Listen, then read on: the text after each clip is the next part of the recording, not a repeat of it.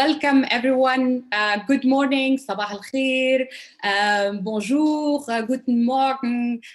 Welcome to everyone, wherever you are, wherever is your country of residence or country of heart. So welcome to the second edition of Rakameya, the largest conversation about digital transformation in the MENA region. So we have today this is our opening panel, our opening session for an event that's gonna last for 3 days with over 23 sessions. So you'll have really the possibility to discover digital transformation in the MENA region with all its perspectives. So welcome on board. Today, our session will go for 1 hour exactly, and we will have the whole session translated in sign language by the wonderful Rasha Hamouda. And housekeeping rules, as everyone got used to that. So you have been spending the last 2 years on Zoom and like. So if you have any questions or comments, feel free to drop them on the chat. You have the conversation or Q&R, or just reach out to the organization team if you have any comments. So I will start by welcoming the wonderful Basant Helmi. Welcome, Basant. So Basant is the co-chair of Digital Arabia Network. So DAN, or the Digital Arabia Network, is the digital community in the MENA region talking or managing the conversation about digital transformation across the 5 spheres. So maybe Basant will tell us more about these 5 spheres. We will explore them more in depth, and what makes actually Rakameya a special event in the MENA region and a real necessity. Why do we need this type of conversation in the MENA region? So Basant is the founder and managing director of the Berlin-based Global Project Partners, which is a non-for-profit association started in 2001. And has grown over the years, implementing a wide range of projects, specifically geared towards supporting Arab women and vocational educational training in developing countries. So Basant, by the way, was featured lately by the Deutsche Welle under the title of A Woman for Women. So thank you very much, Basant, for walking the talk, and welcome to your event, to your platform, Rakameya. Maybe we just start about you describing, if you can just describe Rakameya. What is this conference about digital transformation? Thank you, Amel, and thank you everybody who joined the opening of the second edition of Rakameya. For us, and sorry, Rasha, I will try to talk slowly. For us, Rakameya is a festival for the digital community in the MENA region. It's a very heterogeneous community, but we wanted to create a collective space for this digital community, which is rapidly growing, to debate about its future and to exchange ideas and know-how. So you called this festival, I like that. So it's like celebrating the digital transformation. So which makes it not just another conference, it's really a very special conference. But you mentioned a collective space. What's that? Because we are connecting the DAN community across 5 spheres, and the DAN community is the digital community in the MENA region and the MENA tech diaspora here in Europe. It's a very important target group for our activities as well. So we are connecting them across 5 spheres: arts and culture, business and the future of work, civic participation, gender and inclusion, and online media and journalism. As I said, it's very heterogeneous and very diverse, but I think we have a lot of things in common. And the most important thing is that we think that the future is digital, but what we are trying to do in DAN is to spread the word about how to shape this future. Okay, so how is this shaping the future type of vision and this inclusive vision? How is this reflected in the program? And what can we expect in the coming 3 years? So this has been 2 years now where we have noticing the success of Rakameya and of this type of community. What's coming up in the coming 3 years? Okay, let me start first by our 3-day program and how we wanted to cater to this heterogeneous community. We will try to talk about the digital technologies and bring them to the people with little or no technical background. We will talk about AI, augmented reality, virtual reality, but we have dedicated more than 13 sessions to the sphere of business and the future of work. You know, we have a very young region, the MENA region, with 60% under 30. So we need to focus on our future and how business and employability will grow. We will talk about algorithm, we will talk about cybercrimes, textiles and digital transformation, smart ports, and much more. We are finalizing a report about the digital transformation in Algeria, Tunisia, and Egypt with the community today through a workshop. We will tackle the topic of cybercrimes against women and how to fight it by law and by connecting the civil society. We have a great sessions about the digital art and culture scene in the MENA region. We have even a performance by a digital artist just being especially developed for Rakameya.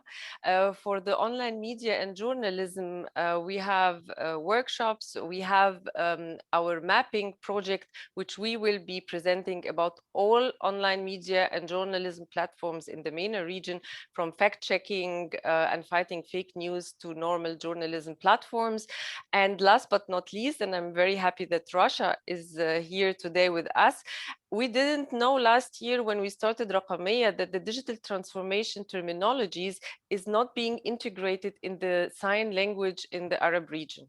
So imagine this, you are leaving people behind, and this is what we want to change. So together with Russia and other experts, we are trying to develop the science about the terminologies of the digital transformation and integrate them into the sign language. And last but not least, what you said about the 3 years, I think the community will grow more and more, and next year we'll have even much more sessions than this year. Cool. Thank you, Bassant. So Rakameya is really very special. Anything you'd like to add? Any call to action for our participants for the coming 3 days? I think I will leave the thank you for the last day, but what I wanted to say is maybe some final remarks about Rakameya and what makes it a little bit special than the other conferences. We have 12 sessions in Arabic.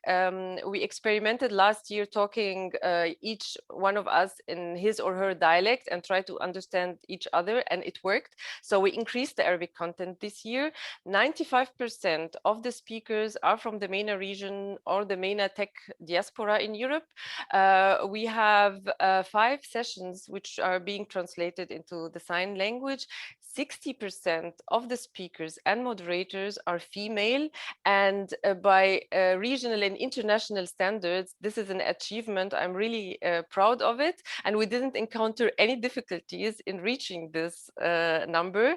And 50% of the program was developed by the community through the open call.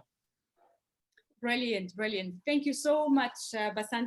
We can't wait to see all the sessions of this event. So thank you for all that you do, and thank you for being you and for initiating and making all this happen. And now I'm turning to my distinguished panel. So I'm really honored to have today 3 amazing speakers. And like as Bassant mentioned earlier, we have in Rakameya this year 13 out of 23 sessions that are focusing on business and future of work, because it's just so relevant for our region. So we have decided to focus on the business part in our opening panel with our distinguished panelists. So I'm very happy to welcome Lina Behrens, who is Managing Director of Flying Health, the leading ecosystem for healthcare. It's a Berlin-based startup, and Lina spends her days guiding industry leaders in the health sector and digital health entrepreneurs as they create tomorrow's healthcare together. So Lina is also the Vice President of the German Startup Association and also several awards winner. And I'm happy to welcome Andreas Botz. Dr. Andreas Botz is a Senior Manager at BMW. an E/E in the E/E system design. He's also part of the Tech 216 advisory board, and he will tell us more about Tech 216. So Andreas has spent the last 17 years at BMW in various management roles. He is a doctor engineer by training, and is, for me, a role model for managers who want to lead with purpose, for responsible leaders who are open, connected to the world. So welcome, Andreas. Very happy to have today Karim Zurqani, who is the founder and managing director of Leverage. Leverage is founded with a vision to accelerate economic prosperity. This is all what we need in our region. So Leverage is a digitally enabled financial services startup that provides corporate and advisory services to businesses.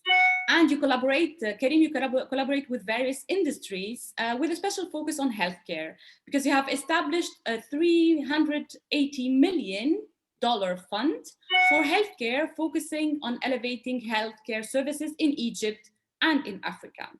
So for the background of Karim, 20 years plus working in multinationals with a background of in Egypt and Switzerland. You can check him online, just an amazing profile. And maybe quickly to me, my name is Emel Saiden. I'll be moderating this conversation. Very happy to be a part of this opening panel. I'm a tech entrepreneur based in Tunis, but connected to the world. I'm the president of the Startup Association in Tunisia, Tunisian startups, but also co-founder of BetaCube and Digital to Value. And most importantly, in this conversation, I'm the steering committee member for Digital Arabia Network for Tunisia. So welcome, everyone. I'm just going to kickstart the conversation about asking you about your own projects. So you have been invited to this panel because you are so inspiring. But tell us more about your projects. What has inspired you to start your projects? Maybe we start with Lina. I can see you, Lina, but maybe I'm not seeing all the participants. Lina, the video should be on, so I can see myself. I hope you can also see me. No, not yet, but we can hear you. No, we can see Lina. Lina is shining and has plants in the background. Everything is fine. Beautiful. So Lina is shining as always. To you, Lina, tell us about your project about Flying Health and what inspired you to start this project. What you do exactly. Fantastic. Thank you, Amel, and thank you for the invitation here. I think I'm one of the 5% who are not from the MENA region, but really excited to hear about the innovation in the region. And we've had a few discussions already. So Flying Health is based in Berlin. We are an ecosystem for next generation healthcare. What does that actually mean? In healthcare, there is so much happening, and Karim, I'm sure you see this every single day. There's so many changes in the way healthcare is being delivered, from tech giants going into the healthcare system, from opportunities to do at-home testing. Many of us have actually probably done so in the last few months, given Corona. But then also outside of Corona, there's so much opportunity to actually bring healthcare closer to the patient, really integrated into our day-to-day lives. And what we do at Flying Health is we believe that if you want to incorporate any change in healthcare, you need to bring all the different actors at the same table and actually have a discussion about it. So you can't just come in and say, well, we'll do everything very differently, because you'll soon realize that there is certain interdependencies between doctors and other healthcare professionals, between hospitals, insurances, pharma companies, medtech, etc., etc. And what we do is we work with all of those different actors, helping them understand what is it that is happening, what are those changes that are happening worldwide, what does it mean for their own business model, and why is it important for them to either adjust their own business model, possibly also look into new business models, and whom they should be working with. And when we talk about whom they should be working with, this might be amongst the traditional actors, as we call them, or it might be bringing in innovation from the startup field. So we often act as this intermediary between those two worlds. Ideally, it would be easy to actually have people talk with each other directly, but what we've realized is that often there's different languages being spoken, different timelines being adhered to, and what we aim for is to build this environment of trust and community, and also inspiration to make people think differently and do that in a non-threatening way, but actually in a way to change something. Yeah, I think I'll stop there. I don't know if you have any questions or if I should go on with this. Beautiful, beautiful. And it's really interesting to hear, because very often in the startup space and the digital space, we speak about disintermediation, but sometimes it really requires to have an intermediary, a connector who connects the different players, because in the digital space, nobody will make it on their own. We will have to connect, to collaborate. Karim, do you share the same view through your project? So you are in the fintech, you are in the health tech, you are in the agri-tech, through everything you do. So the barriers between the industries are getting blurry. Tell us more about your project, Karim. So good morning, and thank you for having me among this esteemed panel. To your point, yes, the lines are getting very blurry. Ultimately, irrespective of the industry you're operating in, you need to have collaboration platforms, because it is indeed interchangeable with other services and other players. So we are a startup ourselves, initially focused, or we are focused on financial services, and we use a lot of technology.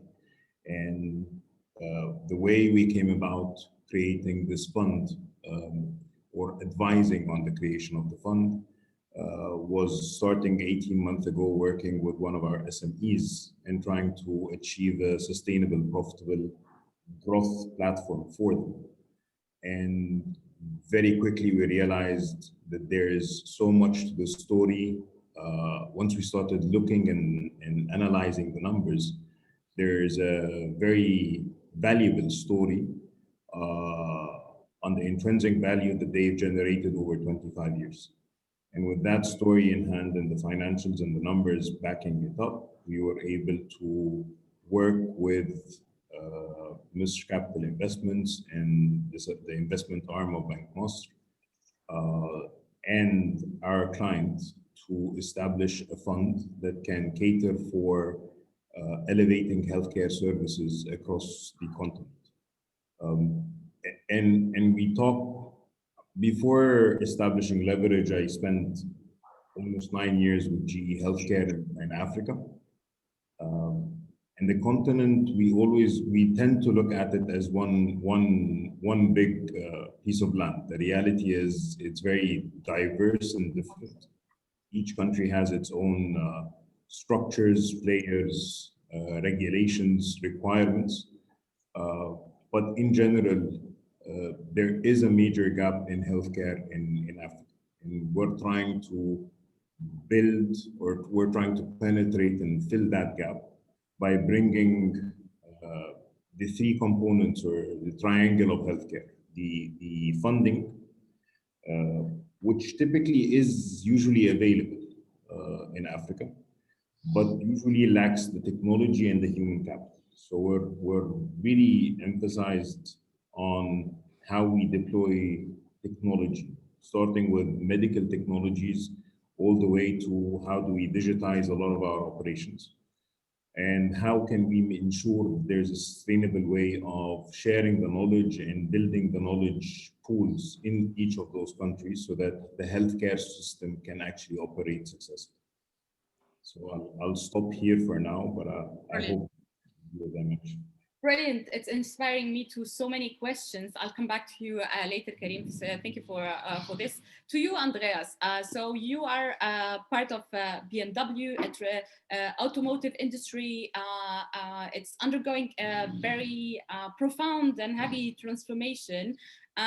So as BMW are still looking at markets like the MENA region. Tell us about your project, about Tech 216, and why do you think this region can be relevant for countries like Germany and for companies like BMW?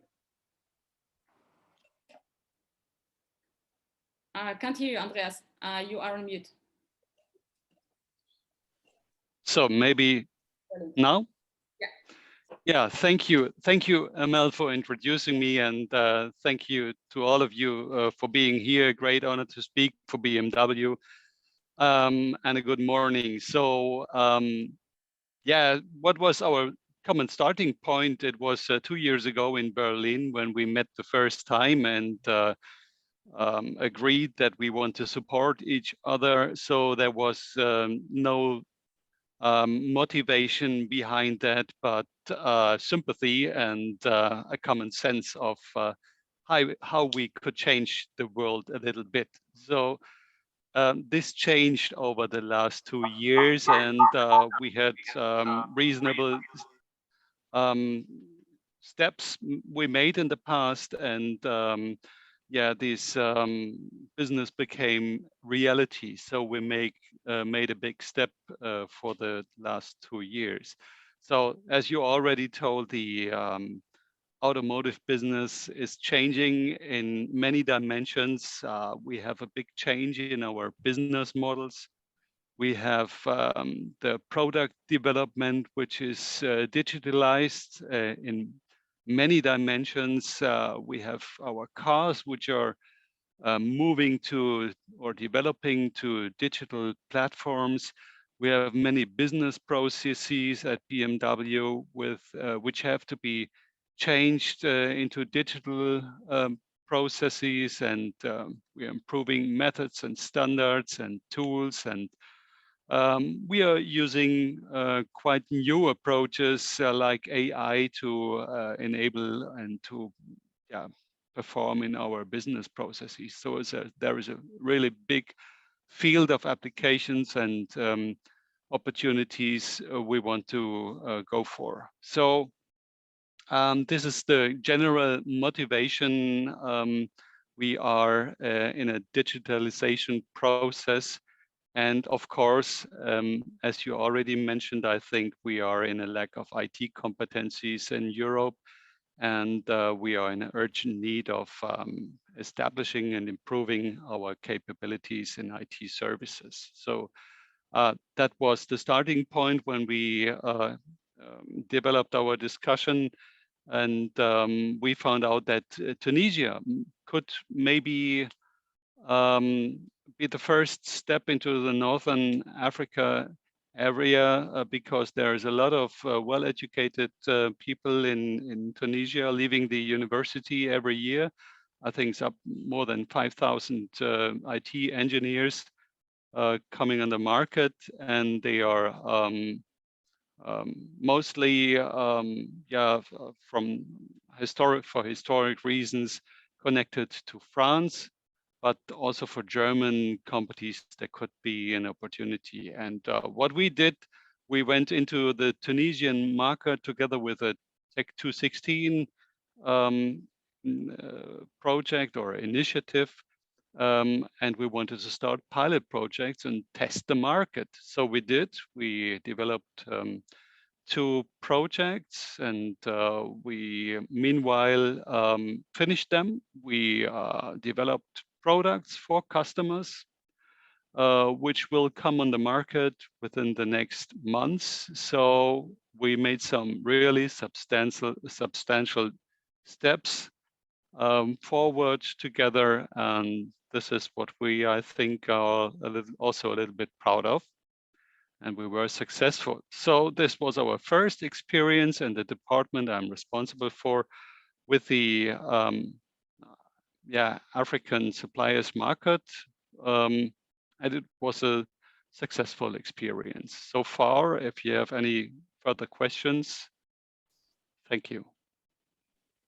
Thank you very much, Andreas. And I think it's all about the human connections. So as Andreas said, the whole collaboration around Tech 216 started with humans connecting around a joint or common purpose. So do not hesitate to connect with people at the coming 3 days, because you are going to be the change makers, the drivers of this digital transformation in this in the MENA region and beyond. And if you are a German company watching us today, please check tech216.de if you are looking for IT collaborations with Tunisia. So yes, it requires courage indeed, and being open for collaboration. But we notice that the digital transformation is more and more about building alliances. Maybe Lina, you can tell us more about these alliances in the health tech space, because it's like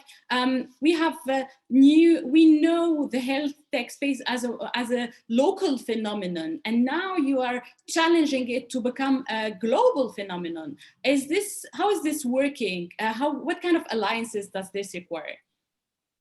Yeah, I think especially in the healthcare space, which I think many of us can relate to, and because we all had some experiences, it's very important to bring together all the different actors to really think through how healthcare delivery of the future could actually look like. One topic that I'm particularly interested in is the whole topic of femtech. So for instance, I'm working with a large consumer goods company called Essity. They have set up, so some of you might know some of their brands like Tempo or Ceva. They also have quite a few brands in the female hygiene space.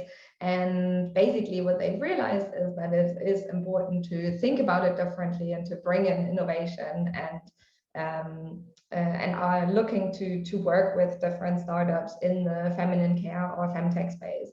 But it's just a very different way of working, because typically the regulatory pathways, the financial pathways, the contracting takes quite a long time. So they've asked us to look into how can we actually accelerate it, how can we make sure that this innovation comes together with the experience they have globally and selling their products.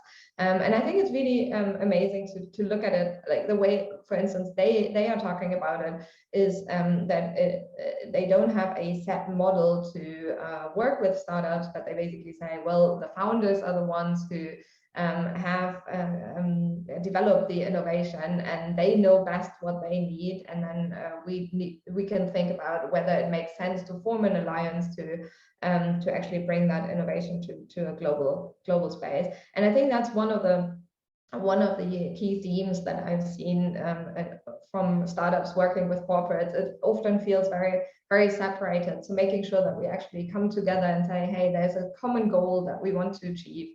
I spoke to a founder yesterday in the climate tech or green tech area, and also there, I mean, climate change is one of the largest issues that we have globally. So if we don't form alliances to really come together and do something about it, it will be very, very complicated. I think Amel, you mentioned personal connections. So I think trust is actually one of the key things that we need to establish.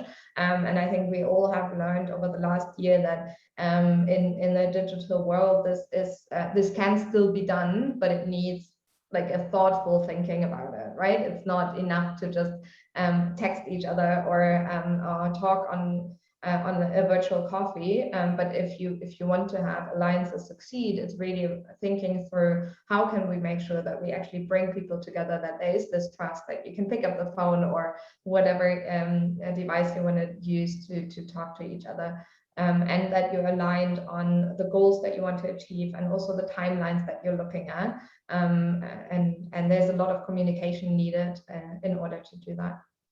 Yeah, Thank you for that, Lina, because I think trust and building trust in digital environments is going to be one of my key takeaways from this conversation. How can we build trust even though we are geographically distributed? How can we organize ourselves around a common goal, a common purpose? And this is going to be a major challenge for you, Karim, because you are dealing with a region that's so diverse, so distributed. So how are you planning to build trust and mending for the gaps that are there? I know you are an entrepreneur, so you always see gaps as a positive thing, as an opportunity to build something. However, the challenges in the region that you are targeting are massive. So Africa, you mentioned it earlier, is so diverse, so different. Every country is specific. So we are already dealing with challenges to unite, to connect the MENA region, let alone Africa. Tell us more. Well, I think certainly gaps always, at least in the eyes of an entrepreneur, mean an opportunity. But building trust, particularly in such a complex environment such as Africa, means that we as individuals and as an enterprise need to be comfortable with taking a leap of faith. Trust is not given. Trust is earned and developed as you move into the process. And so we realize that we have to be taking a significant risk in many of the markets that we are looking at. We want to ensure that we start with what we call planting flags, getting into the market, investing and spending time, money, and effort that can materialize or translate into an outcome that can be felt by the populations we serve. And so once that happens, we're able to cascade forward. Now, this is not an easy endeavor, of course, and it does come with its risks.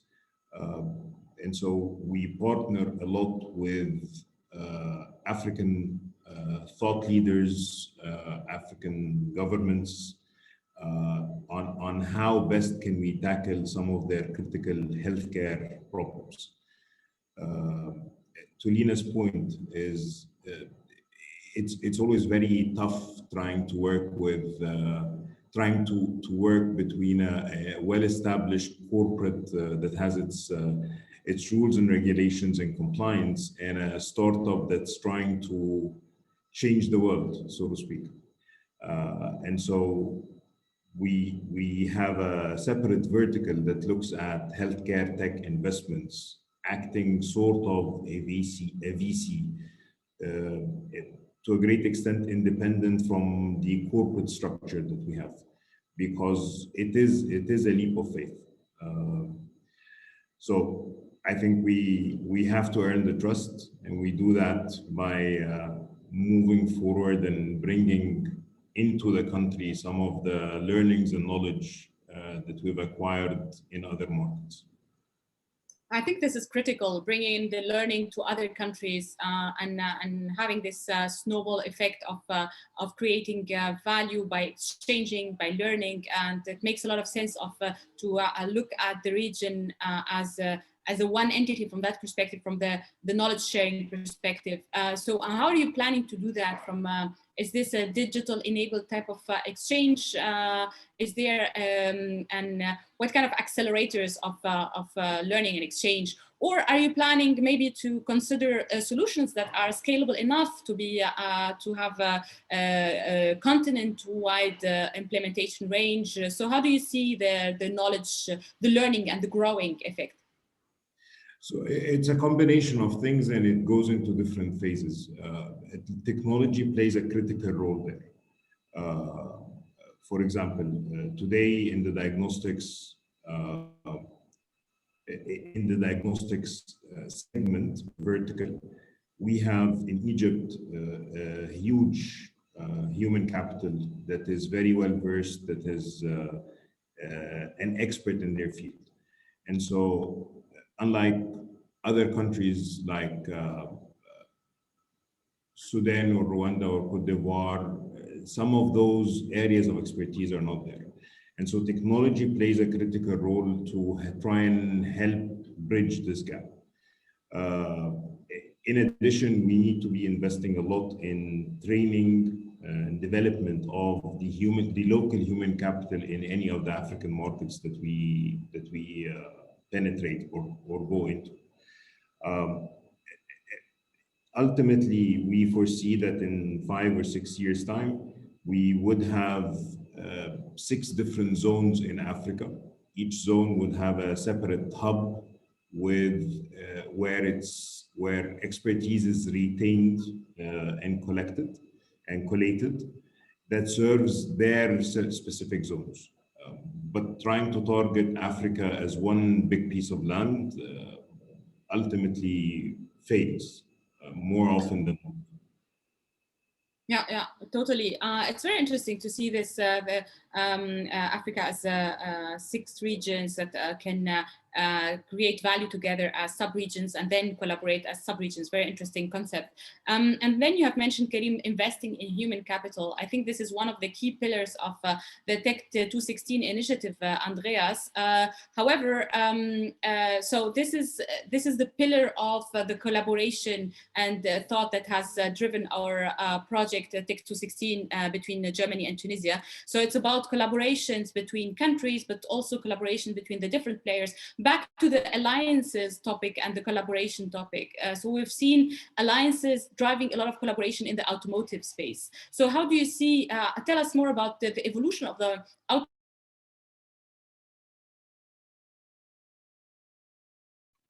Can you hear me? Yes, Andreas, we can hear you. Amel was frozen too, so if you heard her question, it would be great to just answer till they joins.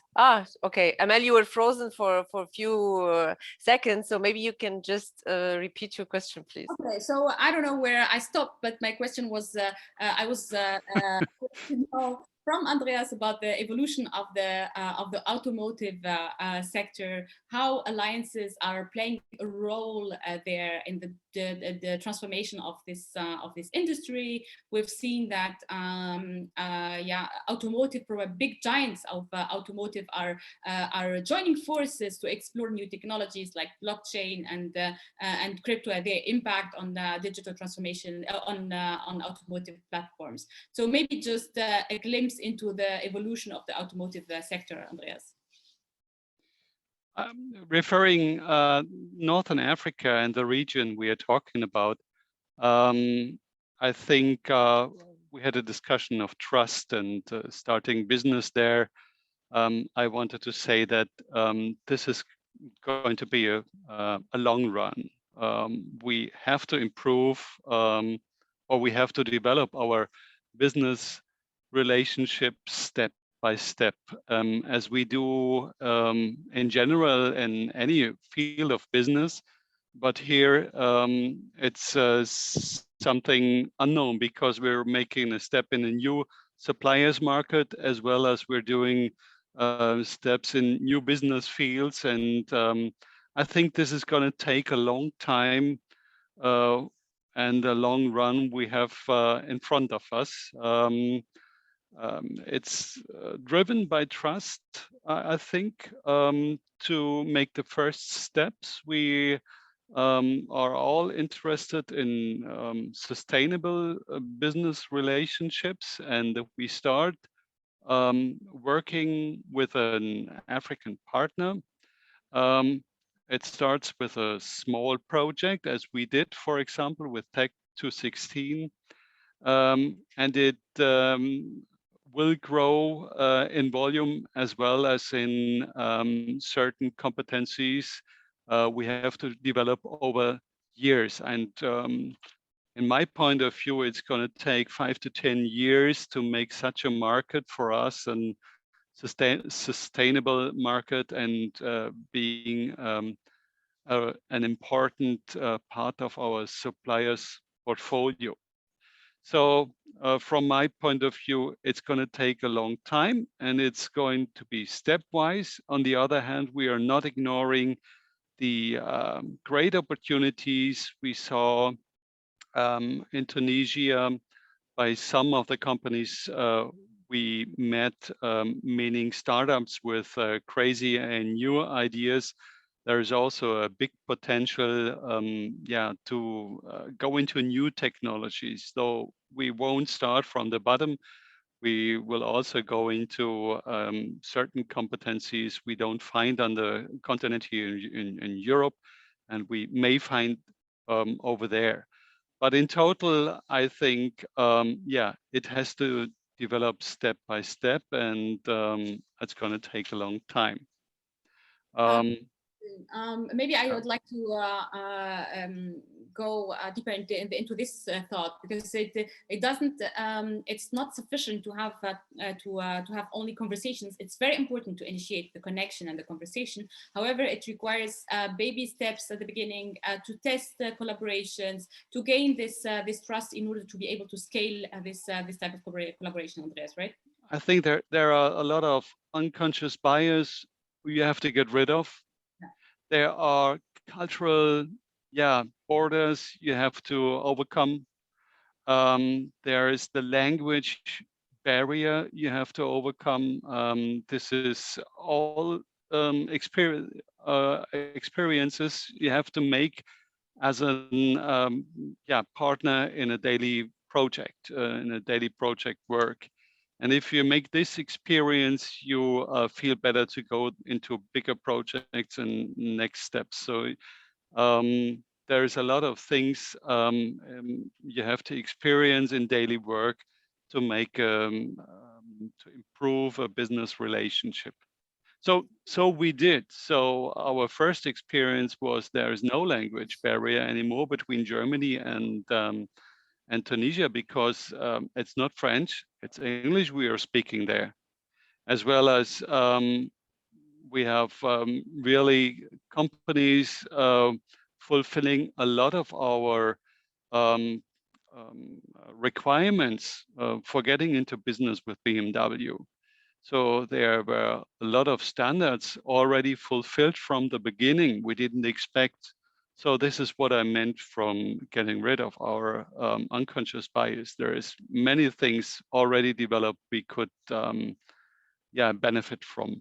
And to clear this field, you need to make small steps.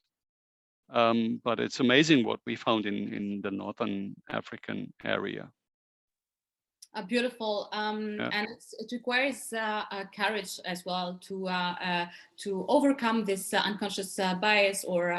And thank you for putting this so frankly on the table, because I think this is one of the major hurdles that we need to find ways to overcome to initiate collaboration frameworks between Europe and the Arab world, for instance, and the MENA region, between countries in the MENA regions themselves. This is why actually we are trying to highlight through our speakers today examples of how collaboration can work. But maybe we can just pursue the conversation around these challenges and what we can do through digital collaboration to overcome. So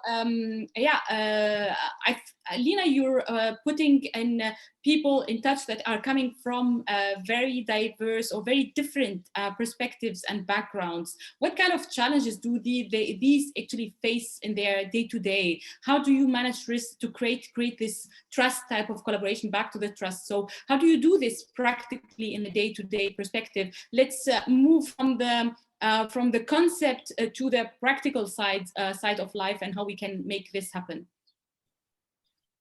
I had one more thought on what Andreas was talking about before. So we've been discussing quite a lot also how we can look at those biases also in the German founder space or the German startup space, because as I mentioned, I'm part of the German Startup Association and also part of an advisory board for our Ministry of Economics, and we were just discussing how to address those unconscious biases and what can be done by all those different actors. I think there's still quite a lot of work to be done. And there's an amazing community that has been set up, which is called Two Hearts Community. I think they just started as an association, not an association, missing the word anyway. So non-profit, and really thinking through how to combine those two hearts that people might have in them when maybe not living and working in the area in the region where they might also have family ties to. Anyway, back to your question on how to specifically establish trust. I think one of the key parts to this is to really understand what each party is driven by, what is their aim and their goals, and what would it take to make a collaboration or an alliance successful, and talk openly about it, and making sure that as Andrea said, it takes time in business relationships to actually establish that trust. So finding ways on how you can take those steps rather than just jumping in and say, okay, we are in it together for the next 10 years, and then realizing after 1 or 2 months that maybe we're not as aligned as we thought we would be. So very practically having a very open conversation, talking about if you feel anything not being quite right, or somebody not responding the way you would you expected it them to respond, or maybe also stopping to respond at some point, to really have that open conversation, and also start sharing criticism around the way we're communicating, and making sure that there is there's the work level that you're talking about, and thinking through, okay, how can we improve certain processes, what could be done differently, and speaking up about it in a way that you don't address somebody on a personal way. I think that's very important. It's always very theoretical to talk about it, kind of on a more from a bird's eye view, but I think having that in mind is already makes it already much more likely that a collaboration can be successful. Yeah, very interesting, because very often it's very important to put processes in place, because very often design is even more important than intentions. If we put a proper design for collaboration, this will enable actually people to speak up or to contribute without really having to rely on intentions. Maybe another question to you, Lina. How do you see the health sector or industry connecting beyond the borders of the German economy today? Do you see potential for collaborations with the MENA region? You're already challenging the time of health being as a hyper-local phenomenon. Typically, you go to a doctor who is next door or in your city. So you are bringing it to the national level. Do you see still potential to bring this type of solutions or collaboration beyond the border of a continent and go to a MENA region or to an African continent even? Yeah, absolutely. I mean, in terms of vision, yes, for sure. I think for healthcare, as you mentioned, it's the typical industry where healthcare delivery used to be very local, and I mean, even if there might have been a better specialist, even just 100 kilometers from where you were living, chances that you would go were relatively small. Now, what we see is that these borders between a country has started to break up by using technology, by making it much easier to have a discussion, a virtual discussion, or having a doctor, a specialist actually being virtually in the room maybe when a surgery is taking place. So there's a lot of examples where this is starting to happen. I feel like at least here we're still taking it step by step. There's certain hospitals that are actually looking at it and trying it out, but it hasn't been rolled out completely into all forms of healthcare delivery. I think as soon as we start crossing borders, and which is obviously what will be the even more exciting field, there will be a lot of discussions about how reimbursement could work if we're talking about a country that has an insurance system, or how also a certain way of healthcare delivery can slot into the approaches that are taken in where the patient is based, because that is often very different. Historically, people have just taken a flight to go to a different country if they decided that they might receive better healthcare there. But I'm sure we will see, and we are already seeing, approaches that that can actually reduce those borders. In terms of collaboration, so Germany has set up a digital pathway for digital health apps to be reimbursed. So a doctor in Germany can actually prescribe, at the moment it's 15 digital health apps. You need to go through a certain process in order to demonstrate the medical or the clinical evidence that you need. There's even a way to go in if you don't have the clinical evidence and actually take the first year to generate that evidence while you're already being prescribed.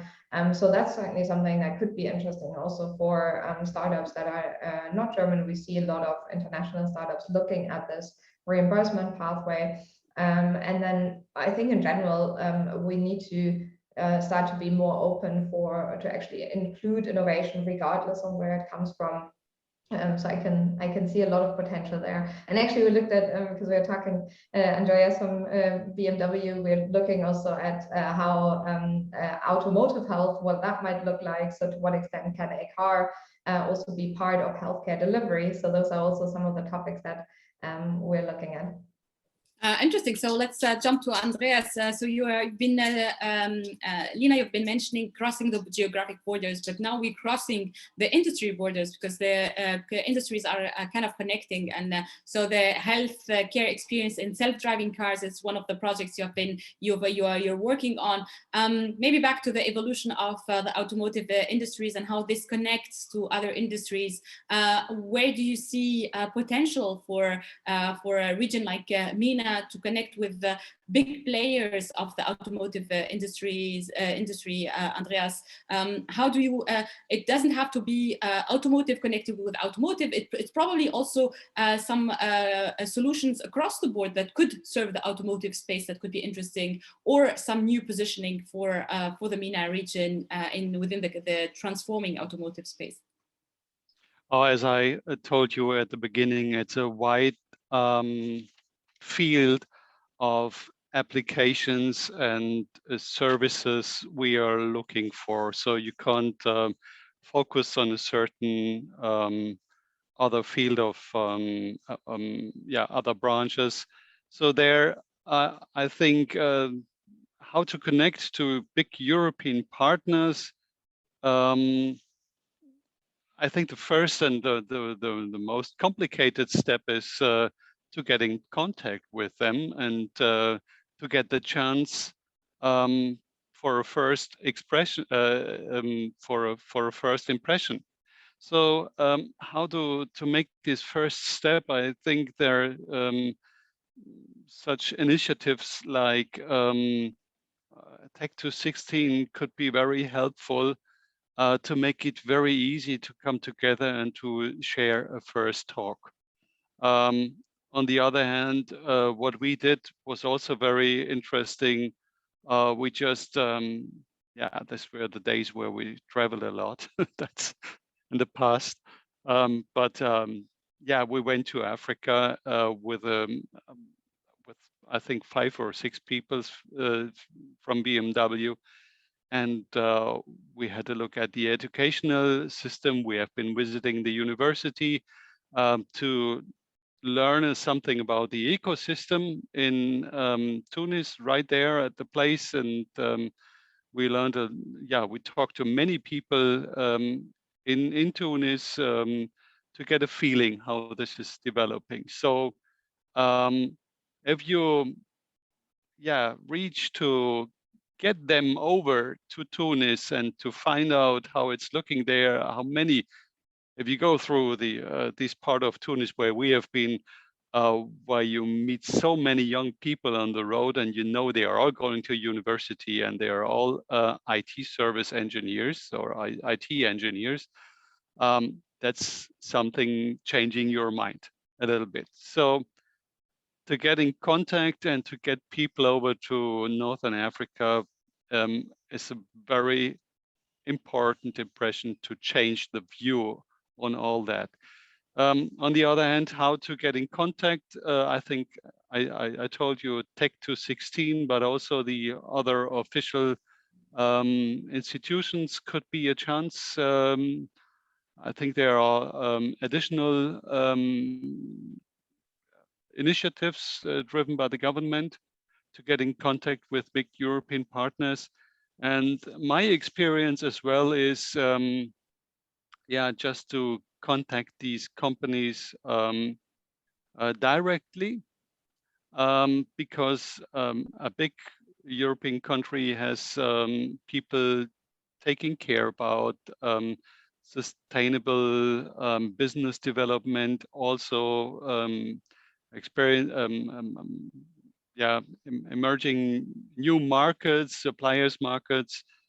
In the procurement department, there's for sure people who are looking for new opportunities, and Africa, I think, is not on the list as it should, or is not at the top of the list. It's still areas like India, the eastern part of Europe, where we have IT services risen, who we developed in the past. And Africa is something right new, and I think there will be a lot of chances in the future to get into new business from the point of a big European company. I think there is, it's not developed very good right now, but it's going to develop in the next years. Absolutely. So there is a lot of work that needs to be done by the countries in MENA to bring these countries to the top of mind of European economies as digital, as high potential digital countries. And this is why this conference is actually happening. It's it's also shedding light on digital players, digital role models. Maybe a quick question to you, Karim. Lina has mentioned earlier one of the major barriers that could jeopardize the collaboration or the development of any solutions in the financial services space. You are a fintech specialist as well, or in the health tech space. It's legal barriers. So this is one of the lowlights of our region. Unfortunately, we have a massive legal barriers. Our ecosystems, the legal ecosystem, are very proprietary. So how do you see the region overcome this space quickly? So indeed, the legal and regulatory framework is very diverse and very complex. In many areas, it's a hurdle. Now, our view is either between the Middle East, North Africa, and the rest of the Africa region. There's a lot of collaboration happening at a governmental level. And what we see, at least in the last 24 months, is more interaction between the public and private sectors in those countries. And so the voices of the private sector is being heard, which is driving a lot of the agenda topics and regulatory topics. Egypt, for example, has been actively engaged at the African level and at the Middle East level. with a lot of changes in introductions of new laws that protects the sovereignty of the state, but as well it allows for the interaction to be streamlined between the different markets. So yes, it's a long road. I think it's not a quick win. It's something that has to be invested in. It's same as Andreas mentioned. It's a business relationship that needs to grow and be developed over the few years or over the long term. The same aspect happens between each of the African countries, one another. We're hopeful that the indications we've seen in the last 24 months accelerate that collaboration taking place. Okay, so thank you for this message of hope. It's all back to collaborations. It's all about dialogue between public, private, between countries, between systems. One closing statement in a hashtag mode from every one of you, a call to action for the MENA digital players. Who'd like to start? Jump in, or I'll throw somebody under the bus. Karim, want to start?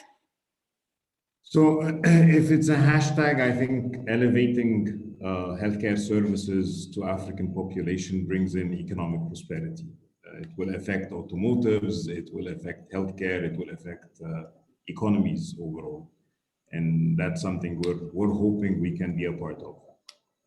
Brilliant. Lina, closing statement, hashtag.